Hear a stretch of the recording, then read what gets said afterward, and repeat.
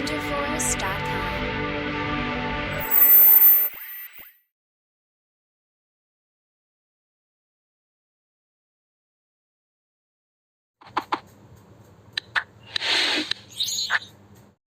Hi students, welcome to విజ్కెమ్ Telugu YouTube channel. ఇప్పుడు మనము నెట్లో కనుక నీట్ స్కామ్ అని కనుక కొడితే కొన్ని వందల వేల వీడియోస్ అయితే వస్తున్నాయి.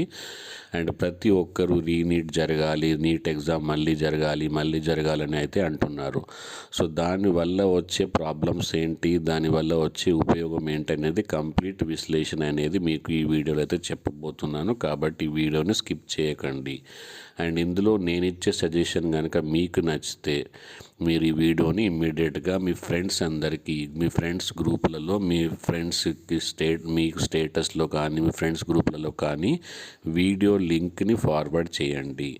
అండ్ ఇక్కడ చూడొచ్చు, అలగ్ పాండే సార్ మళ్ళీ నీట్ స్కామ్ జరిగింది, నీట్ ఎగ్జామ్ రీకండక్ట్ చేయాలని, తర్వాత ఎన్వి సారు, తర్వాత ఈవెన్ ఎల్ఎన్ లెటర్ ఇవ్వడం జరిగింది, ఆకాష్ లెటర్ ఇవ్వడం జరిగింది, అడ్డా 24, ఇలా ప్రతి ఒక్కరూ నీట్లో స్కామ్ జరిగింది. మరి దీనికి సొల్యూషన్ ఏంటి? అందరూ పిఐఎల్ అయితే వేస్తున్నారు. ఇలాంటి సింపుల్ టైంలలో కూడా ప్రతి స్టూడెంట్, ఆల్మోస్ట్ 24 lakh స్టూడెంట్స్ టెన్షన్లో అయితే ఉండడం జరుగుతుంది. సో దీనికి కారణం ఏంటి అంటే ఎందుకు ఇలా జరిగింది అనేది కంప్లీట్ డీటెయిల్స్ అయితే చెప్తాను. ఆల్మోస్ట్ 6 సెంటర్లలో 1600 స్టూడెంట్స్కి పేపర్ లేట్ ఇవ్వడం జరిగింది.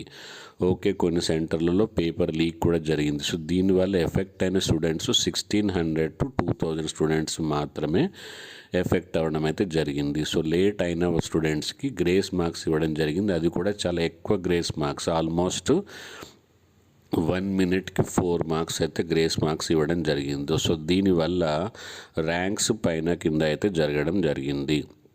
సో ఈ నిర్ణయం తప్పే ఎన్టీఏది. కానీ ఇప్పుడు మళ్ళీ రీనీట్ కనుక జరిగితే, ఇప్పుడు నోటిఫికేషన్ ఇచ్చిన, ఈరోజు నోటిఫికేషన్ ఇచ్చిన మళ్ళీ 15 days తర్వాత ఎగ్జాము, 15 days తర్వాత మళ్ళీ 15 days తర్వాత ఆల్మోస్ట్ 1 month రీఎవాల్యుయేషను, అడ్మిట్ కార్డ్స్, తర్వాత రీఎవాల్యుయేషను, దాని తర్వాత మళ్ళీ ప్రొవిజనల్ ఆన్సర్కి, ఫైనల్ ఆన్సర్కి, ర్యాంక్స్, మళ్ళీ దాని తర్వాత NEET counselling notification, first round, second round, third round, అంటే దాదాపు మనకు 4 months, ఈ రోజు నుంచి 4 months తర్వాత మీరు ఎంబీబీఎస్ కాలేజీకి వెళ్ళడం అయితే జరుగుతుంది. అది అలా ఉంచి 1600 to 2000 స్టూడెంట్స్ జరిగిన ప్రాబ్లం వల్ల remaining 24 lakhs, almost 23 lakhs students అయితే సఫర్ అవ్వడం జరుగుతుంది. మళ్ళీ ఇప్పుడు బుక్స్ తెరిచి చదివి, మళ్ళీ ఎగ్జామ్ రాసి, మళ్ళీ ప్రొవిజనల్కి చూసుకొని, మళ్ళీ మార్క్స్ కౌంట్ చేసుకొని, మళ్ళీ ర్యాంక్స్ చూసుకోవడం, ఈ టెన్షన్ బెటరా?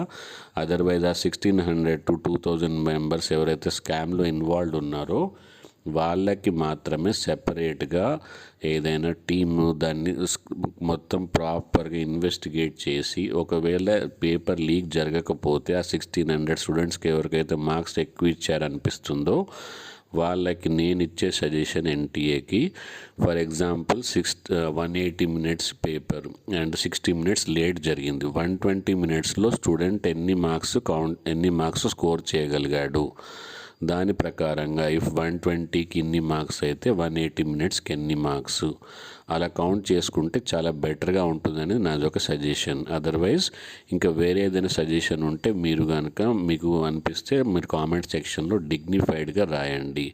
అండ్ మీరు ఏమనుకుంటున్నారు, రీనీట్ జరగడం బెటరా, ఇలా ఓన్లీ క్యాండిడేట్స్ ఎవరైతే స్కామ్లో ఇన్వాల్వ్ అయి ఉన్నారో, గ్రేస్ మార్క్స్ పొందారో వాళ్ళకి సెపరేట్గా కండక్ట్ చేయడం, రీఎవాల్యుయేషన్ చేయడం మంచిదా? మీరు కామెంట్ సెక్షన్లో రాయండి. ఒక పోల్ ఆల్రెడీ ఉంది, ఆ పోల్ మీరు ఒకసారి చెక్ చేసుకోవచ్చు. అండ్ మీ వ్యూస్ కూడా రాయండి. ఈ వీడియోని అందరికీ షేర్ చేస్తేనే అందరికీ ఎలా ఫీలింగ్ ఉంది, రీనీట్ ఫీలింగ్ ఉందా, అదర్వైజ్ తర్వాత ఓన్లీ క్యాండిడేట్స్ ఎఫెక్టెడ్ మాత్రమే సెపరేట్గా ట్రీట్ చేయడం బెటరా అనేది మీరు అందరికి తెలుసుకుంటేనే మనకి ఇన్ఫర్మేషన్ ప్రాపర్గా ఉంటుంది. Thank you, bye bye. Next వీడియోతో మీ ముందు ఉంటాను.